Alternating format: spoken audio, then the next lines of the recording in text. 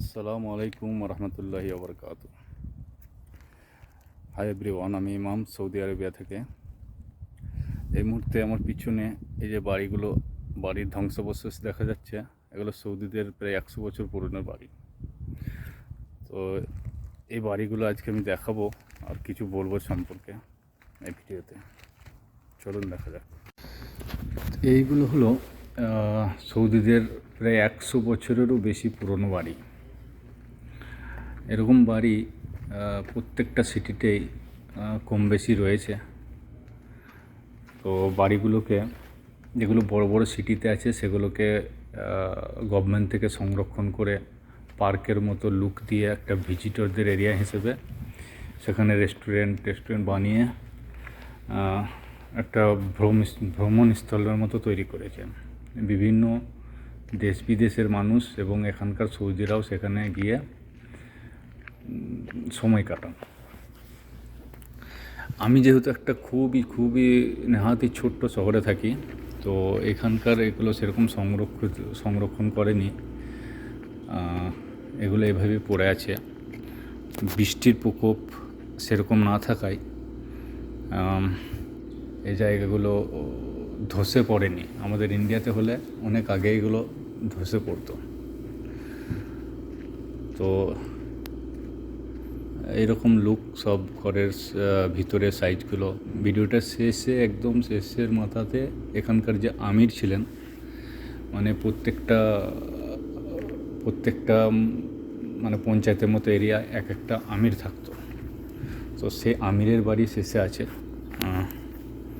ভিডিওর শেষে দেখা যাবে। আমি একটা করে দেখিয়ে যাচ্ছি, আরও বিশদভাবে কিছু বলার আছে। এটা একটা কলোনির মতো, এরকম ছোট্ট আরও 2-4টা কলোনি এখানে আছে। আমি যেহেতু এখানটায় রোজ আমাকে 2-4 বার আসা যাওয়া করতে হয় এর পাশ দিকে, তো দেখতে পাই, ভাবলাম এটা একটু ভিডিওর মাধ্যমে শেয়ার করি। 1938 সালে এদের তেলের আবিষ্কার হয় সৌদি আরবিয়াতে। তো এরা বলে 1938 সালের আগে এই বাড়িগুলো ছিল।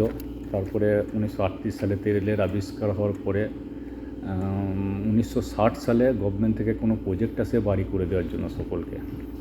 সেই প্রজেক্টের মাধ্যমে যখন সকলের বাড়ি হয়ে গেল, তারপরে এই বাড়িগুলো ছেড়ে তারা অন্য জায়গায় চলে যায়। আর এই মুহূর্তে এটা একটা যেহেতু ছোট্ট শহর, এই শহরে যদি কেউ বিত্তবান হয়ে যাচ্ছে, তারা এই শহর ছেড়ে বড় শহরের দিকে চলে যাচ্ছে। তাই এগুলোর উন্নতি হচ্ছে না সেরকম। তো আরও কিছু দেখানো আছে, একটা করে দেখাই, দেখে যান বাড়িগুলো। আমাদের ওইখানকার মতোই কাদা, বালির পরিমাণটা বেশি, পাথর আছে বেশি।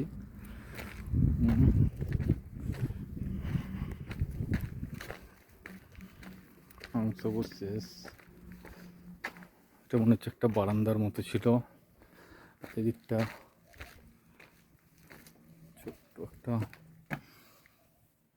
ছোট্ট একটা রুমের মতো, ওপরটা এরকম কাঠের এবং সবই কাঠের, গাছের ডালপালা দিয়ে ছাদের স্ট্রাকচারটা করা। আর সিঁড়িটাও সেরকম মাটির সিঁড়ি, কিন্তু কাঠের ডালপালা দিয়ে নিচের স্ট্রাকচারগুলো করেছে। হচ্ছে সিঁড়ি, উপরে ওঠার জন্য উপরে ডবল ছাদ থাকতো। মানে একটা ছাদ, তার উপরে 2 ফুটের একটা লেয়ার ছেড়ে আবার একটা ছাদ।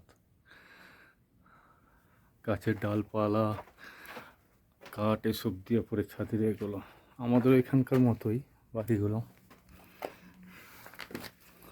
একটা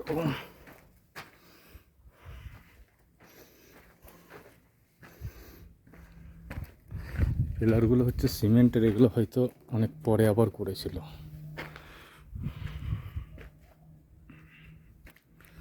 এটা একটা ফ্যামিলি থাকার বাড়ি ছিল। এটা পুরো একটা ফ্যামিলির বাড়ি। আচ্ছা, একটা কথা বলার আছে, হচ্ছে জলের ব্যবস্থার জন্য এখানে জল তো এমনিতে পাওয়া যায় না মাটির নিচ থেকে, তো এরকমভাবে চৌবাচ্চার মতো প্রত্যেকটা বাড়িতে জলের ব্যবস্থার জন্য চৌবাচ্চা করা থাকতো, এখানে জলটা স্টোর করে রাখতো। প্রত্যেকটা বাড়িতে একটা করে জলের এরকম ট্যাঙ্ক পাওয়া যাবে। আরও যাচ্ছি, সামনে দেখাবো।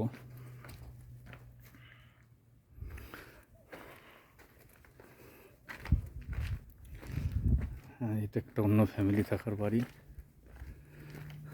এই ছোট্ট ছোট্ট দরজা,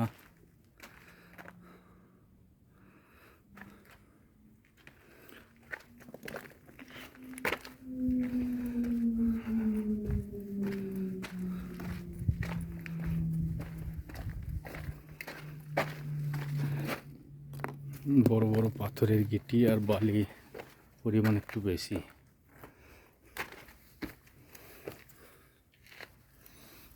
এটা রুম, এগিয়ে যায় সামনে।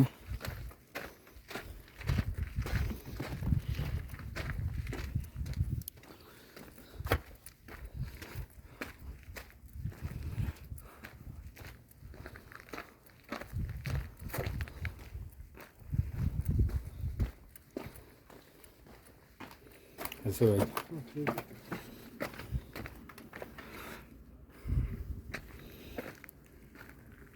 যদিও এখানে জলের ব্যাপারটা এরকমই এখনও পর্যন্ত। প্রত্যেকটা বাড়ির নিচে জলের ট্যাঙ্ক করতে হয় এবং সেখান থেকে মোটর দিয়ে উপরে ট্যাঙ্কে জল তোলা হয়। এখনকার জল বলতে একটা স্নান করার জন্য একটা জল, আবার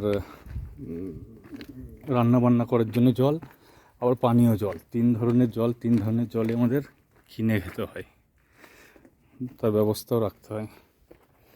একটা ট্যাঙ্ক ছিল বোধহয় নিচে।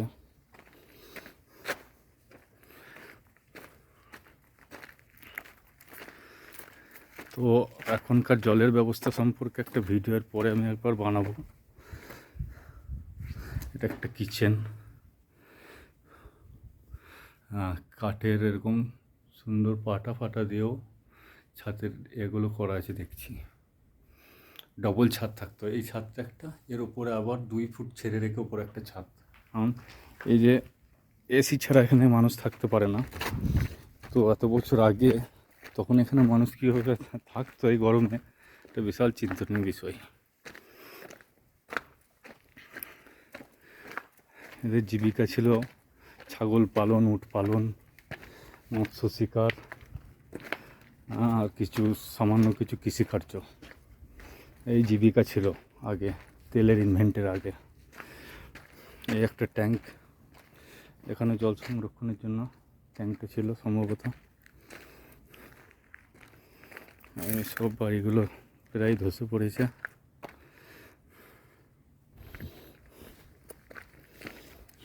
সামনে আমি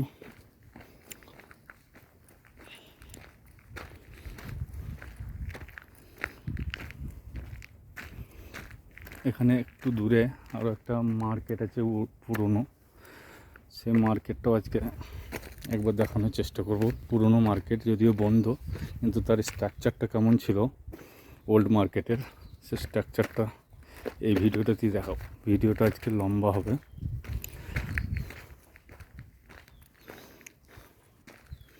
এই সিমেন্টের কাজগুলো অনেক পরে হয়তো করেছে, ও আগে ছিল না। একটা রুম, একটা অন্য ফ্যামিলির জায়গা। বিড়াল এখানে প্রচুর প্রচুর বিড়াল, কুকুরের সংখ্যাটা খুবই কম। তো দেখছি কিছু কালারও করা আছে। এই যে ওপরে ছাদের অবস্থা, একটা সুন্দর বাড়ি ছিল মনে হচ্ছে।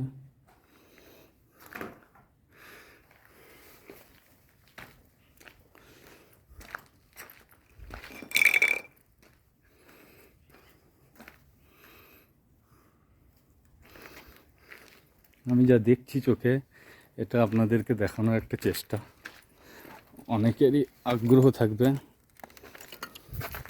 আমার ফলোয়ার্সের মধ্যে। দেখুন, কষ্ট করে বানাচ্ছি ভিডিওটা আপনাদের জন্য। এটা মনে হচ্ছে একটা ল্যাট্রিন রুম ছিল। আমি যদিও এখানটায় এইভাবে বিশদভাবে দেখতে আসিনি, পাশ দিয়ে জাস্ট পেরিয়ে গেছি। আজ ইচ্ছা হলো একটা ভিডিওর মাধ্যমে জায়গাটা বিশদভাবে দেখার এবং দেখানোর। এটা একটা ট্যাঙ্ক, জলের ট্যাঙ্ক নিচে।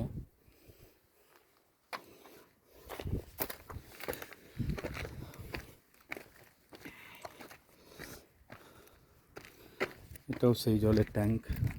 প্রত্যেকটা বাড়িতে এরকম জলের ট্যাঙ্ক পাওয়া যাবে। জলের প্রচণ্ড অসুবিধা এখন, কিছুই নেই, কিছুই বুঝতে পারি না জলের অসুবিধা। সমুদ্র থেকে জলটা তুলে সেটাকে পিউরিফাই করে 3 রকম কোয়ালিটির জল পাওয়া যায়। পানীয় জল, একটা ধোয়াধুয়ি, একটা মানে বাথরুমে ব্যবহার করার জন্য। 3 রকম জলই আমাদের কিনে খেতে হয়। তার কীরকম কী প্রাইস, কীরকম খরচা হয় মাসে, এসব নিয়ে একটা ভিডিও আমি বানাবো।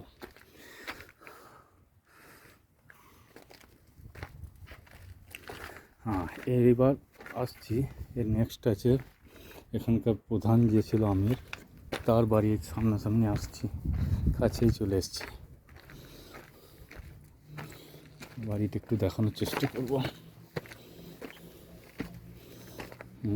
সব ধ্বংস হয়ে গেছে। একটা সিঁড়ি ঘর ছিল, উঠতে, একটা 2তলা ছিল। এটা হচ্ছে সে আমিরের বাড়ি।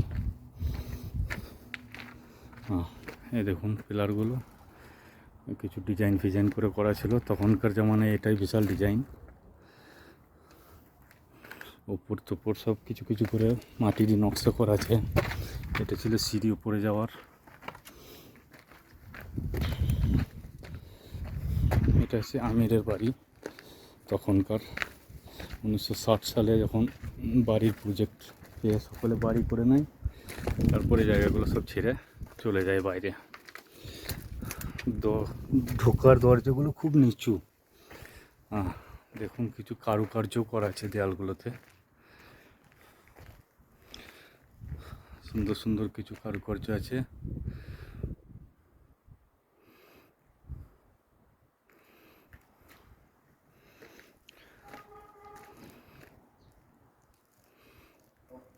তো সম্ভবত ডাইনিংয়ের মতো এরিয়া তখনকার আমিরের।